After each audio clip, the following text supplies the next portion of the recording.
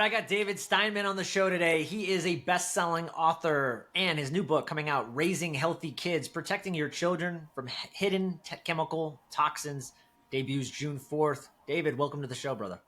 Joel, great to be here. Man, I'm excited to jump into this. This is a big topic for me. One of the things I highlighted in my book is if you go to the EPA's website, the Environmental Protection Agency's website, this is an agency designed to protect you. But right on their website, they're telling you that this was back 2 years ago, that you've been bombarded by 86,000 man-made chemicals every year. You're being bombarded. Like, this is an agency that's supposed to protect you. And whose job is it to actually filter out these toxins? Well, it's the liver. And we see a lot of issues with people and their ability to detox, liver drainage. And that leads to all host of issues, metabolic issues, glucose and insulin issues, hormonal issues, all kinds of things. So I'm excited to geek out with you. I know you know this stuff very well. I'm curious, for your new book, I want to jump right into it. What was the most shocking hidden chemical toxin that you discovered in everyday products for children while you're researching the book? Well, one story I tell is about my own kids, and they were trying to eat really healthy. And this is in the chapter on snack foods, which is called Worse Than Cigarette Smoke. So you can get where I'm going on this. They were trying to buy almond butter, which is supposed to be a really healthy keto food and a substitute for peanut butter, of course. And there are great brands of almond butter. It just so happened that the one brand they were buying, we tested at the laboratory for the Healthy Living Foundation, for which I'm chief officer. I guess that's one of the perils of being one of my kids is I take your foods and cosmetics and I test them and I say, nope, you can't use this. I've been doing that for a long time. But we did test the almond butter and it came up really high in an industrial chemical called acrylamide, which is associated with endometrial and uterine cancer. Since I have daughters as well as sons, it really concerned me. And the risk begins in childhood. We called out this company and actually sued them. The levels were so high. We sued them in court in California, in state court. And that suit is presently ongoing. So I point out which brands are safe and which are not in Raising Healthy Kids, because this is stuff that you won't see on the label, but that we have information about because we do so much testing. Yeah, wow. No, that's really interesting. Is there one, I'm actually curious, before I ask you another question, on that note, when you're talking about these toxins, do you notice any difference just from your testing, because you're in the lab, do you notice any difference between organic, not organic, or do you think it even matters because you've done all these testing? It matters. It really matters. And organic isn't perfect. In fact, we've sued some companies for selling organic foods with high amounts of heavy metals. But overall, organic is so much cleaner than conventionally sourced produce, so much cleaner and healthier. And the studies bear this out. For example, in Raising Healthy Kids, I share peer-reviewed published studies that show when mom is on an organic diet, she has fewer pregnancy complications. Her children are born with lower risk for diabetes, obesity, allergies, certain types of cancer, and with less risk for being born with a birth defect. So, in every way, a clean diet makes a difference, and organic is the real thing. No one is saying it's perfect. We're not going after perfection. We're going after a really healthy lifespan for you and your kids.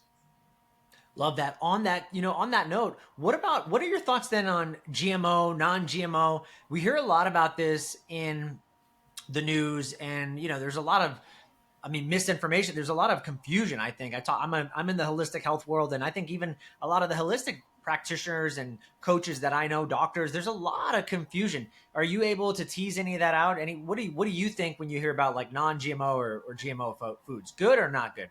Well, first of all, I'm not anti-technology. So I won't throw things out just because of their name, GMO. But I don't buy GMO foods and I avoid them. I do it for a few reasons. I don't think all the health effects are not known and they haven't been well studied.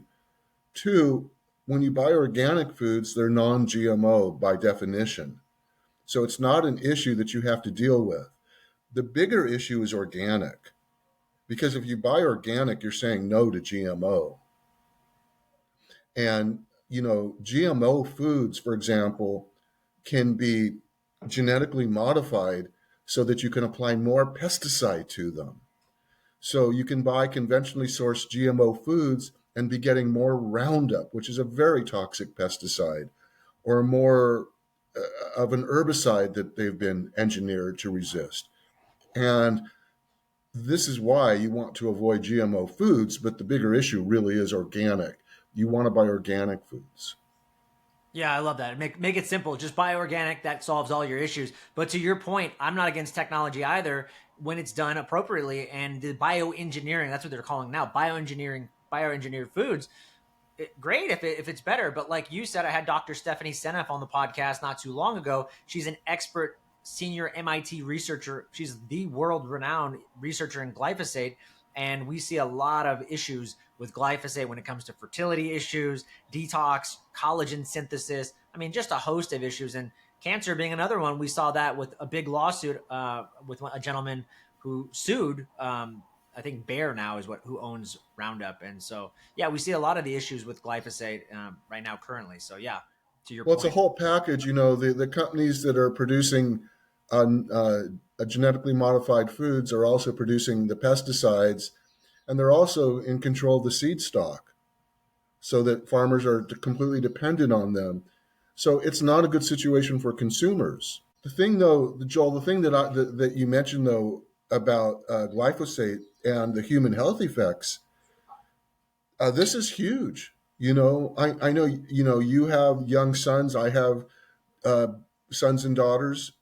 And, recent studies have shown, for example, that the nanoplastics that are so pervasive in our environment and in our foods and in our cosmetics are accumulating, for example, in our boys' testicles. They're also accumulating in our daughters as well.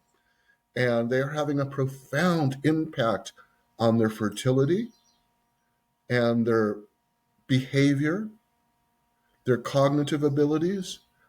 And this is something that affects every family. It can be the difference between your child, say, getting into a really good university and a second class university. It's that competitive now. And you want to give your child every advantage. So if you're not aware of things like glyphosate in your food supply, Roundup in your food supply, or that you need organic foods and that they're really not more expensive, and I show that in my book, you're putting your kids at risk as well as yourself. So it's of vital importance what you're talking about with glyphosate, but we have to enlarge it, that it's a symptom of a much larger, as you were mentioning when you started this, chemically infiltrated society. You mentioned over 80,000 chemicals that the EPA admits to which we're being exposed, very few of which we actually have studied well enough to know the consequences.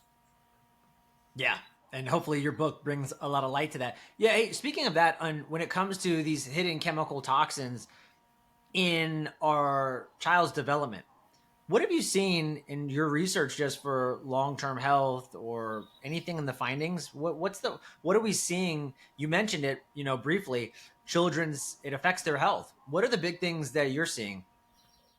Well, the biggest issue I think right now in childbearing for consumers and for all parents would be exposure to the chemicals in their cosmetics and personal care products. We have had to, in Washington, D.C., using the Consumer Procedures Protection Act, have sued several companies for selling baby products with undisclosed phthalate in them. And I share which companies are doing this in raising healthy kids.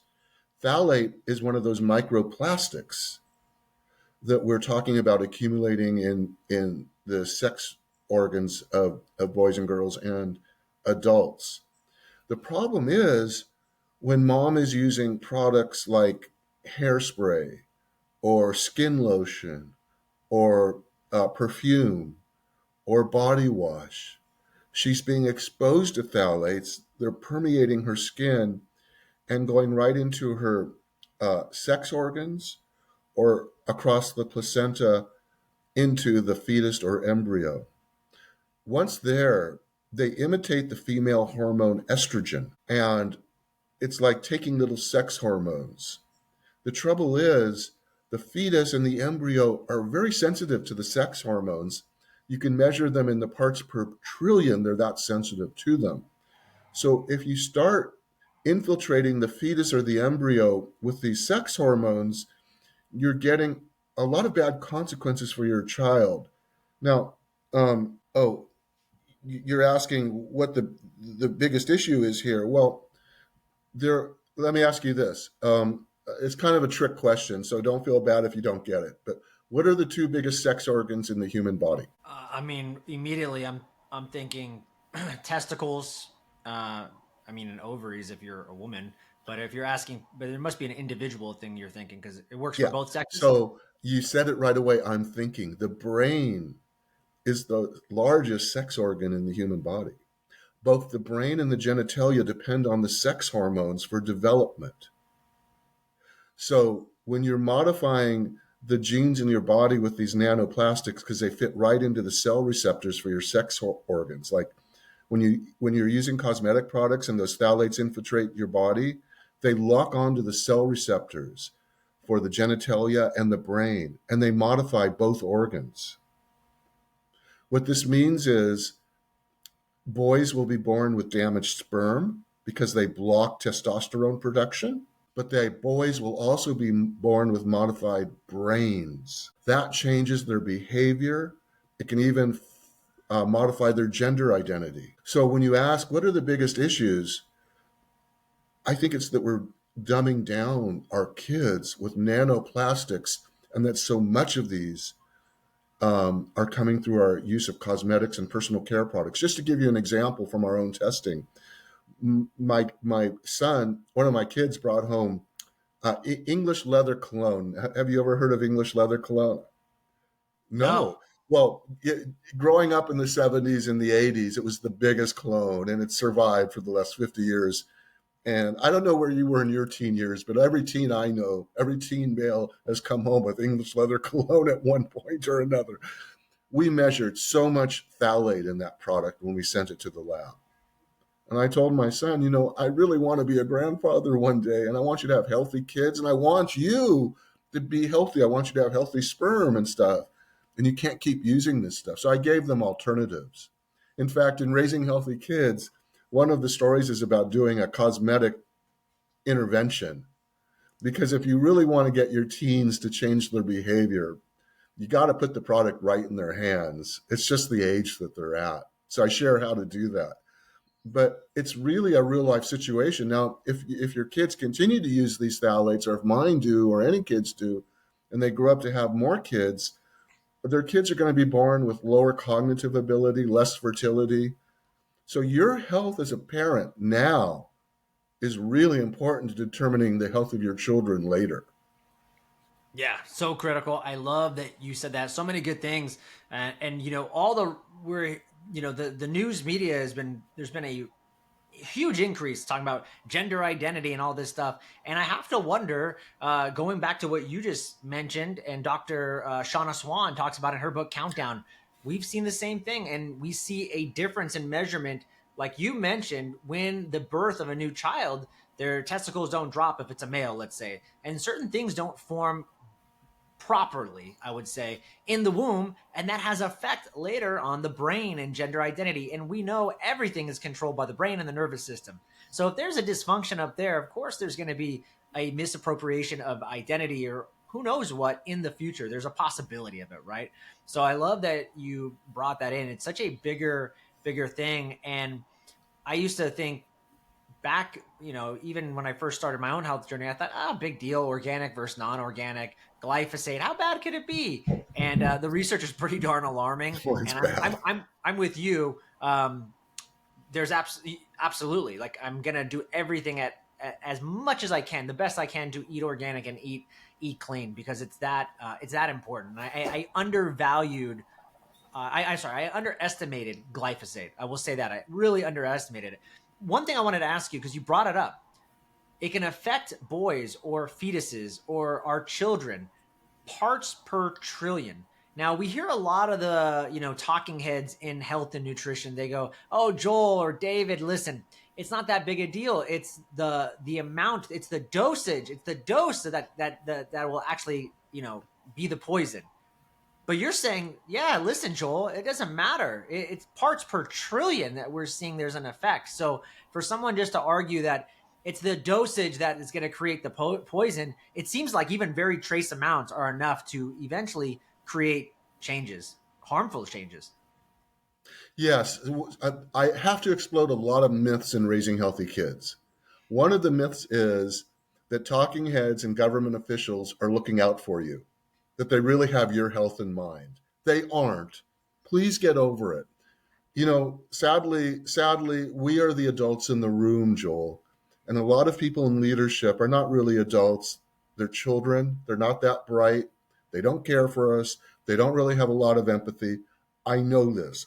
My foundation works in Cancer Alley, Louisiana. We work all over the country and we see what's going on. Don't fall for the myth that a little bit won't hurt you. We just won an enormously important, well, I won't give names out or anything because it's still going through the legal process, but it's settling soon. There was a company selling olive oil with a pesticide called carbaryl in it. Carbaryl has been banned in Europe and it's banned for many uses in the US, especially in California. But this company's olive oil was contaminated with it. And we had to bring a legal action. We did to protect consumers. What we did to win this case is we got the premier researcher in carbaryl. His name is Dr. John Meeker. He's at the University of Michigan now. And his own published research showed that men being exposed to carbaryl at everyday levels, I'm not talking about extraordinary levels, I'm just talking about levels that are high in the normal range, these so-called levels that won't hurt you, their sperm was being damaged. They couldn't have kids. This was at everyday exposures. Now, if you're drinking an olive oil product every day with 20 to 30 or 40 or 50 parts per billion of carbaryl, you're no different than that laboratory rat. And if you and your wife or partner are in the lowest quartile of fertility, that means that you're kind of on the borderline between infertility and fertility, and you're using olive oil for health, and it's got carbaryl in it, you're going to go from barely able to have a child to not being able to have a child. Put that over the whole US population, and you wonder why we're having a fertility crisis. It's not because women are working. That's not it. It's because biologically we are changing our human genome with chemical exposures. We're modifying it. So when a government official says, "Oh, I'm with the EPA," or actually, let me tell you something. I work with a lot of EPA and CDC people. They know what's going on. Okay, a lot of them know the truth. It's a really badly designed system that gives chemicals more freedom and more rights than it does human beings.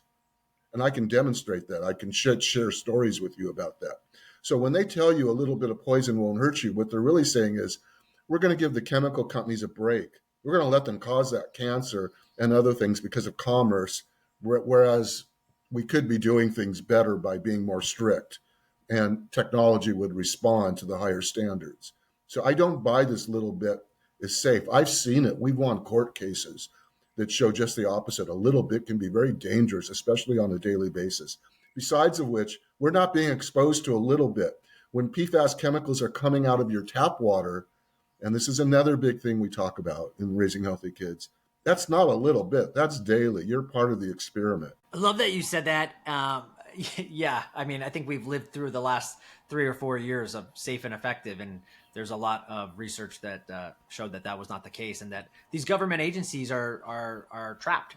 They are bought and paid for, and I mean, let's just use the glyphosate one as a perfect example, right?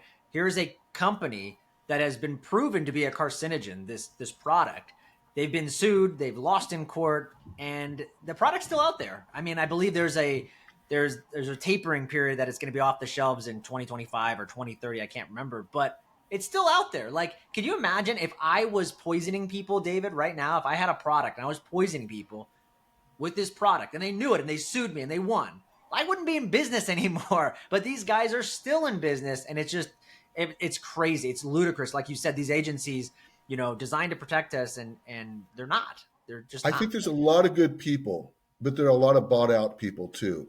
But the point you're making about glyphosate being off the market, that's why you can't wait as a parent. Uncle Sam ain't going to come to your door tomorrow and tell you everything's okay. You got to take responsibility, and your kids aren't smart enough. Let me tell you, your kids are great. All of our kids are great. I love it. That's just my thing. But they need mom and dad. They need parents to step in there and protect them. They don't know about this stuff. 100%. And most of us don't know because we're not being told. Yeah. These long form podcasts are a great chance and opportunity to tell these stories, but they're not being told in the mainstream media. It's just the fact. I wanted to ask you, I love that you said that. We got to get involved. We need to be proactive. How can people be more proactive? Not just in the sense that they read your book and they take ownership over their family. That's one way. But I'm really interested in how can I support you, because I didn't even know you existed until a couple months ago. So how can I support you if I want to get involved, maybe with your lawsuits? Or David, here's what I'm telling you. I don't even know how to sue an agency. Clearly you've done it over and over multiple times and you've been successful at it. There's a lot of people that would be in my shoes and say, oh, the Bayer, for example, a major corporation. Who am I, little Joel Evan, to do anything to Bayer? But if I know someone like yourself who knows exactly the process, who's done it before, then that makes a world of difference. If I can get behind that and I can support you in your endeavors, or if I know how to support your endeavors better, then we can start winning these cases and hopefully create ultimate change for the better of everybody. Joel, I think what you're doing is a huge part of the solution. I think what you're doing is huge by giving people like me airtime. In terms of supporting my organization, please visit raisinghealthykidsthebook.com, and you can send products in for testing there. You can tell me which products are giving you a problem, and we can actually go through the ingredients or what might be in there and is hidden, and tell you what's going on. You know, what I do, which is kind of like being a toxic cop, it's a really rare thing. There are not a lot of us in the world or in America, and America is really where this is happening. Thank the Lord for, as it's the day after Memorial Day, and as much as we beat up on our beloved America, it's the best alternative out there. And what I do couldn't be done anywhere else.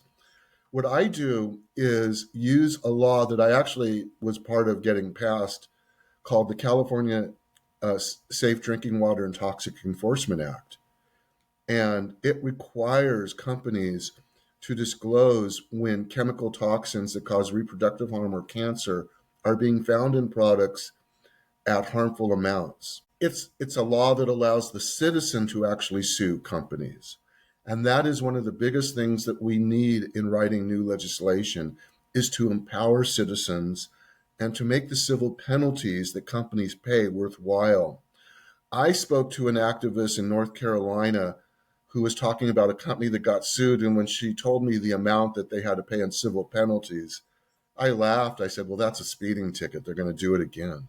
We try to exact the highest penalty possible in the suits that I bring on. The reason is people have to respect the consumer. And companies, I know as a journalist, will never be shamed. I used to hold press conferences, Joel, as a journalist, and announce, oh, this baby product has dioxane in it, a carcinogen. And companies didn't care. They didn't care. Once you started, that's why I went over to cross, I crossed over to the dark side, I guess you might say, or the bright side, depending on how you look at it, to start suing, because my press conferences weren't doing enough good. But once I started suing using the California state law, the Safe Drinking Water and Toxic Enforcement Act, we started cleaning up the food supply. For example, Every company now that's selling canned shellfish, oysters, clams, mussels in California, they have to tell the consumer there's too much lead and cadmium in these products to be safe for pregnancy and persons of childbearing age. That's required now by the law because of lawsuits we won against chicken of the sea and bumblebee. What consumers can do, what you can do, and everyone can do is join the movement. It's If you're listening to this, I think you already are part of it. And when I say movement, what I'm talking about is anti-toxic activism. See, our movement, Joel, is really young. It didn't even exist until Rachel Carson wrote Silent Spring in 1962 and published it. We didn't even have words like endocrine disruption or part per billion or environmental impact report. We didn't have the concepts even. So this is such a young movement. The way you make change in this movement is to use the knowledge in your shopping choices, and they can have an enormous influence. And if you're doing that now, you're part of the movement and you've made change. If I could, I'll share a really quick story from raising healthy kids that shows the power of our shopping choices. For many years, I have visited a town in California called Salinas.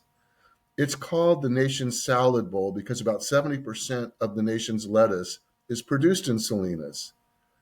And this town and all the schools in Salinas are just carved out of farm fields.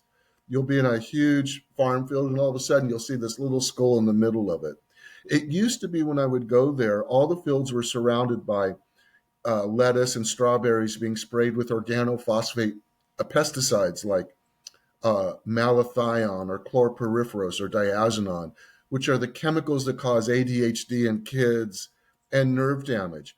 So all these schools in Salinas were surrounded by these fields, and the kids would go out and play, and they were getting sick. And their academic performance was being harmed because they were breathing in the toxic mists from the pesticides that were right next door to their schools. I mean, there's a chain link fence, field, school. That's it, right? So it's you have to really grasp they're surrounded.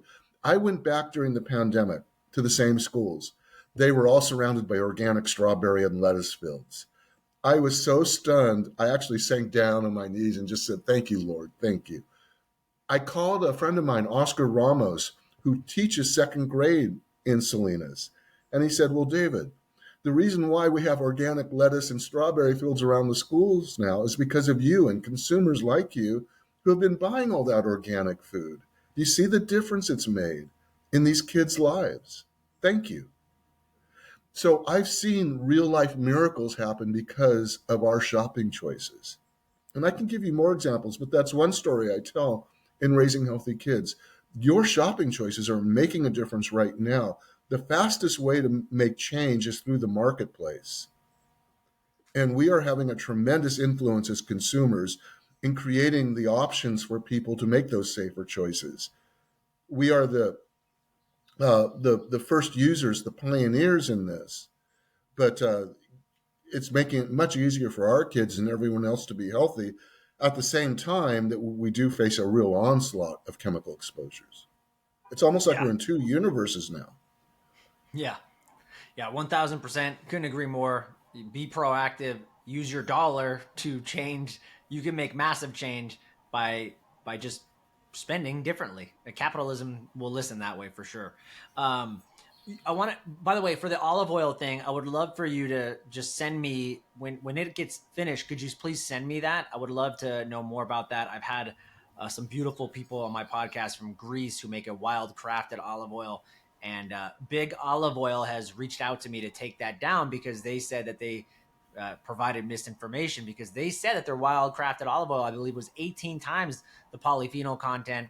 And it's funny, I have the big olive oil corporations coming after me and them saying that we need to take that down because it's misinformation. And so I'll have to introduce you to those guys. There's some really sweet guys from Greece doing an amazing job. This very specialized wild crafted olive oil. There's only like 4,000 bottles made a year. It's really, really unique and some good stuff. So I'll have to connect you guys. Oh yeah, olive oil is great. It's the carb oil that wasn't great. Yeah. Yeah. I wanted to ask you, you mentioned water a couple of times. And that's been a hot topic for me over the last 3 years. I did a lot of research when I moved into my new house and was going to buy a water system. And for me, what I came to the conclusion was I had a Berkey before that when I was living in San Francisco, and I thought that was pretty good. But I come to find out my research, and I'm curious to hear from you, that wasn't good enough. So I've switched to actually distilled water because I can't think of any other system, not even reverse osmosis, that can get rid of everything. But what say you when it comes to finding the best, the purest water out there? Oh, water is such a huge topic. And I have a whole chapter dedicated to what to do. The first thing I tell folks is if you're on a limited budget, don't spend your money on testing. Spend it on prevention because you can be pretty sure that there will be something in your water, whether it's legal or illegal, that you don't want there. Just the disinfectant byproducts that are necessary to make water safe from bacterial contamination are left in the water and they form carcinogens. So you definitely want to filter your water. And you really found out something important, Joel. Um, the old system you were using in California was probably an activated carbon system, it sounds like. And activated carbon can remove a lot of contaminants, and it's good. But for what we're facing now, because of the forever chemical contamination issue that is really nationwide, it's probably impacting at least a third to half of all households. These chemicals cause cancer, liver, and kidney damage. They're really bad actors. Activated carbon can remove some, but not all. So, what I explain today, and I'll share with you what I use, that probably the most efficient system would be one that combines reverse osmosis with activated carbon and that will fit under your sink. Distillation, I also use distillation, steam distillation, by the way, which is also a really good. What I do in my own home, and what I tell people, here's what you do if you're on a budget. And a lot of this I do in my own home, not exactly, but close. If you're on, say you're on a budget, because a lot of people are like me, I'm an activist. So it's not like, we have a budget every day. So the first thing you do is get yourself a faucet mounted filter. It's for about $25. You can pick one up online. It fits at the end of your faucet. That will do a really good job. It will remove about 85 to 90% of the contamination. Next, what you do is you get yourself a zero water pitcher filter. So you put the water from the faucet, now you run it through your zero water pitcher filter. And I suggest zero water for a reason. Their filter actually removes forever chemicals. And these pitcher filters run $20 to $30, right? So it's not a big investment. It's like, a burger out these days. So you get yourself a pitcher filter, you get yourself the faucet mounted. If you do those two things alone and have spent about $60, that will do more for your health than the $1,000 a month you spend on medical insurance. But there's a little more you can do. So you've got the faucet mount, you've got the pitcher filter. How about a shower filter? Because many of the chemicals that are most harmful to your health become volatile when the water gets hot. That means they become steam and you end up breathing them. But a shower filter will filter those out really well. And that's another $20. So let's say now you've spent about $80. You're still under that $100 budget. Do you garden and do you live in an area where you have PFAS water too, forever chemical water? Then you want to get a filter for your hose, your garden. And that's another 20 or 25. So for $100, you've really done a great job of significantly reducing your toxic exposures. And if you can go further, Joel, then I would say get the reverse osmosis and run your water through steam distillation too. We use steam distillation here, and we also have activated carbon beneath the sink. And at some point, we'll get reverse osmosis too. We don't, and I know because I did check, we don't have forever chemicals here. That's not my concern personally. But if it is a concern, as it is in many areas of the country, you need to get a RO system if you really want to do a super job, and that will run you about $300, $350, and it fits under your sink. Yeah, great stuff. All those things will be in your book as well, right? If someone wants to Yeah, oh, actually go. absolutely. I take you step by step. And if you want to test too, I show you how to test. Just while we're talking about water, I'll tell you another story from the book. Um, Family has two kids. They're about to attend preschool in Portsmouth, New Hampshire. One thing they didn't do before their kids attended preschool, they didn't test the preschool's water. A year later, they learned that preschool was getting water from wells with forever chemicals. The state does a blood test of the kids going to that preschool. Guess what? Their bodies are loaded with forever chemicals. So, some of the things I share in raising healthy kids are so important, so simple.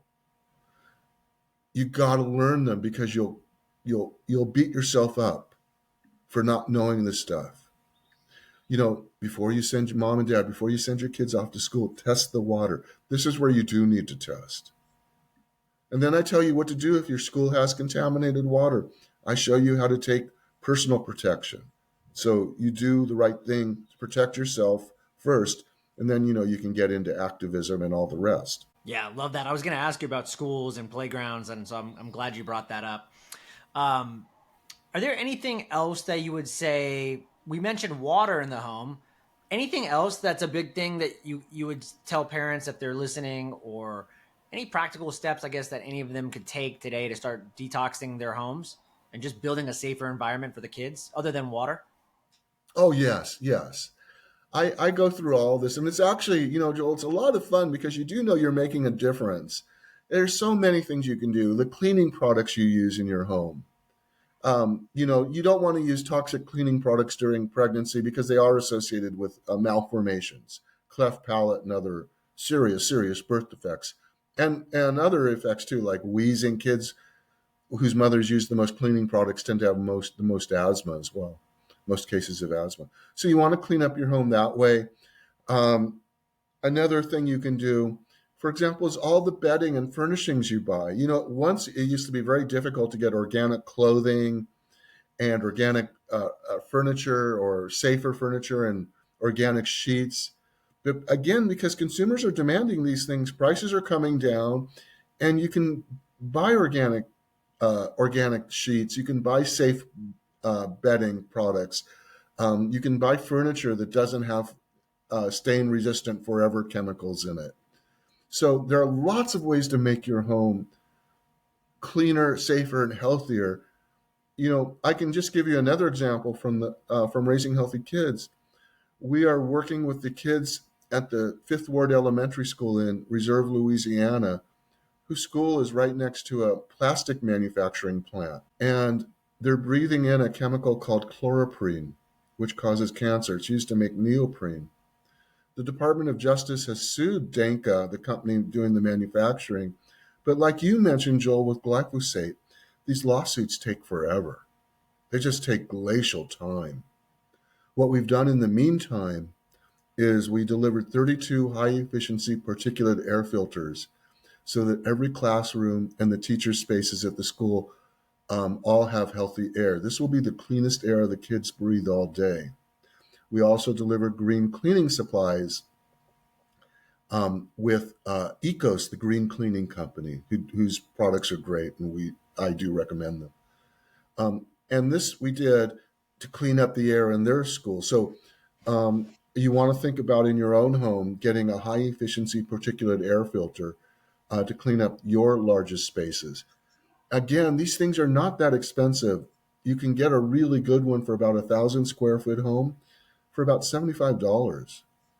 Oh wow, that's cheap. They're not expensive anymore. So healthy living is becoming more and more affordable. And you ask, how do people get involved? These are the markets that we are moving. These markets are not getting less expensive. Everyone's complaining about inflation, and I'm one of those, you know. But in a strange way, um, the rate of inflation is growing much slower because the market is growing and kind of countering that. So you can get a great air filter for your home for, under $100 that will make a huge difference in your kids' health and your health. Yeah, that's great. I wanted to ask you, and we kind of touched on it earlier, but I want to ask it maybe in a different way. And that is, in all your research, and you've talked about many things, plastic parabens, we've got the glyphosate, of course, and then you mentioned that those forever chemicals and some of the things you just found in almond butter. Is is there one that's out of all of them that's the most pervasive, you think? Or the not only Oh, the most pervasive, but the most destructive, and that parents probably aren't even aware of it? I think the whole microplastic, the phthalate issue is huge. I There are so agree. many Where do studies. you see it in foods other than our cleaning supplies? Is there a food or an everyday object that you see parents using and they're just like, they're putting it in their mouth or they're using it and you're just looking at them going, "Are you crazy? Like, do you know what that has in it?" Is there anything that jumps out? A lot of food that's in plastic wrap will have phthalates that migrate from the plastic wrap right into the food. Cosmetics are probably one of the major sources of phthalate. Your air freshener, that plug-in air freshener, can have phthalate. So the reason why I think phthalates are so huge, and I think Shauna Swan, who wrote Countdown, also would agree with me on this, that phthalates are an enormous issue, is they're not being labeled. So Mm. we're being exposed without knowing. And they are so clearly associated, high everyday levels. We're not talking about extraordinary exposures. High everyday levels are so clearly associated with loss of IQ and with decreased fertility and with changes in gender behavior. These are impacting not only our individual kids, but society. You know, it democracy, which is what our country is about, depends on an intelligent citizenry. But if you're dumbing down an entire generation across the spectrum and everyone is losing IQ points, then you're also not delivering a good prognosis for democracy because people who are a little less smart prefer authoritarianism because it's simpler. So if you wonder about what's going on right now in America, and I'm very aware of our history and that really many areas of the, in many ways, people are still fighting the lost cause, and that there's a lot of things going on. But speaking, really getting down to the roots, if you move 1 or 2% of the population into a less intelligent spectrum, that hurts the whole society and makes us all more dysfunctional as a society. So we've documented infertility is related to phthalates. We've documented loss of IQ. We've documented changes in gender behavior. And what I'm saying is a little bit more of an extension, but it's pretty clear to me that from a biological standpoint, we are clearly altering our future generations and not for the good. And that's why individual parents, you have to take responsibility for your kid. We're talking about huge trends. It doesn't mean you as an individual can't be really healthy. As I said, we're living in two universes. And you said this too, Joel. You want to educate the people who don't know. I mean, just think about this thing about not knowing to test your kids' drinking water before they go off to preschool. That's such an obvious thing, isn't it, in today's world? But who thinks about it? Yeah, That's why no I way. got I to mean, tell people and this stuff. again, David, you think that the agencies, it's 2024. You just assume like they have my best interest. Back in the day, we think about like lead paint and all these things. Like all of that's been taken care of. The government, the schools, they have the best interest for my kids. I'm sure everything's fine. I think that's what most people think. And you're absolutely right. You really need to think the opposite and be a little bit more proactive because they're probably not. It feels really good for mom and dad when you're doing this stuff. When you read Raising Healthy Kids, you're going to be really positive about it. It is manageable. This is one of the issues where we adults have control over it. There's a lot that we need to do. I've mentioned working in Cancer Alley. That's Louisiana. It's the stretch of Mississippi River between Baton Rouge and New Orleans. There's about 200 chemical plants there. It's mainly a black population. And, Louisiana is ranked 50th in everything in the country. And, I go there a lot to make change. We're publishing actually a small newspaper in Louisiana now. We're not political. We're just saying, hey, folks, when you're drinking water from the Mississippi and it has a chemical like atrazine or phthalate in it, which we found in the water, drinking water from coming from the river, this is not only not good for your family, but it's also the reason why the southern portion of your state is disappearing now. That's the really, really big issue, Joel, is the phthalates and stuff. These are also the chemicals of global warming. So when we buy these products, like I mentioned the Fifth Ward school that's right next to the neoprene plant in Louisiana, when you buy like a beer koozie that has neoprene in it or a mouse pad, you can get mouse pads now made from cork, for example. You don't have to buy neoprene. It's not only hurting my friends who are in Louisiana, these kids who I know personally, but it's also the reason why the southern coastline in the United States is disappearing. And I was down there, on the Gulf, and I visited the Isle de Jean Charles in southern Louisiana, which is almost all gone, 32,000 acres, almost all gone because of sea level rise. So, when you're enjoying that cool beer, enjoy it well, my friend, because the ocean is coming. You may be living on the coastline one day. It's really happening. So we are the adults. We can manage this, but we need to take control. Don't buy that beer koozie with neoprene. Buy a safer product for you and your family, for the country, for our coastline, for the folks in Reserve, Louisiana. Love it. I love it. I love it. I love it. Thank you for sharing all this stuff with us. This is really, really important. I can't wait for your book to come out because there's just so many simple tips that you've given. And, even as much as I've done in my life, I haven't, you've just spotlighted things I could even do a little bit more, a little bit better with just the testing. And even you just mentioned neoprene. Not that I have a lot of neoprene or drink out of a beer koozie, but it's not something that I think about. If I were to pick up a neoprene, now that's something I'm going to remember after talking to you. Like, that's a terrible thing to be touching and putting around my kids or me. So I can't wait for the book to come out. Amazing stuff that you shared with us. I want to start wrapping things up, but before I do, just any exciting projects that you're excited about, other than, of course, we have the book debuting on June 4th, but anything else that you're working on that you're excited about?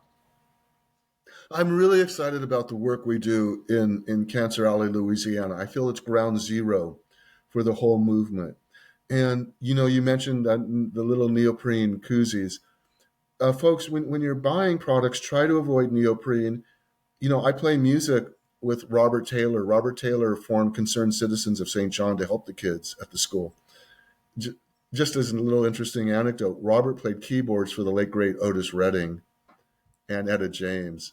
He's a fabulous musician, but he really cares about the kids. I play music and I play the blues with Robert. And when you buy safer products, it's not only good for you and your family, but believe me, Robert Taylor and his friends and the kids in Louisiana who are your neighbors really do appreciate it. And it's so simple in raising healthy kids. It's so simple. Just I mentioned, instead of buying a neoprene mouse pad, look for the cork ones now. They're just as good. And you won't be hurting the kids at the Fifth Ward School. So that's really exciting to me because it's taking shopping choices and giving people the faith. One of the things that our movement has really suffered from is not showing the victims and not sharing our stories. My story of being poisoned by DDT, for example, or the stories in Louisiana or in Salinas. Once we see that the victims are our neighbors, our friends, it's easy for all of us to say, hey, this is a movement we can get behind. It's good for us. It's good for our friends. It's really non-political. And if anything, it's giving the middle finger to industry and the man. It's saying, no, we're going to take control here, not you in Washington, D.C. You're not going to BS us with all this stuff about it's safe and it's not safe. We know better. And we're going to be the adults and we're going to be powerful and we're going to make the change. Yeah. Amazing stuff. David, where can people just connect with you if they want to learn more about all the great things that you're up to? Where are you at, either your website or on social media? Where can they find you and connect to all the good work that you're up to and you're doing? Well, Raising Healthy Kids, the book, you can visit the website and it will take you to the my website. And you can find Raising Healthy Kids at your local independent bookseller. If you can't find it there, please go to Amazon or Barnes and Noble, Target, Walmart. Everyone is carrying the book. You know, it's an issue that everyone is kind of getting behind now, and that's exciting to see the growth. We need to make a lot of change, though. We really need everyone. We really, really do. Yeah, absolutely. David Steinman, best-selling author, Raising Healthy Kids, Protecting Your Children from Hidden Chemical Toxins. Thanks so much for being on the show, brother. I appreciate you. Thank you, Joel. Thank you, brother.